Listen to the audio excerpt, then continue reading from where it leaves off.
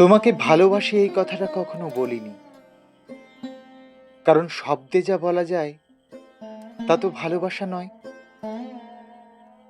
আমি তোমাকে লিখেছি ভুল বানানের ভেতর, অর্ধেক মুছে ফেলা মেসেজে, রাত ৩টার নিঃশব্দ টাইপিংয়ে। তুমি জানো না প্রতিটি কিছু না বলার আড়ালে কত শত অপ্রকাশিত অনুভূতি লাইন ধরে দাঁড়িয়েছিল।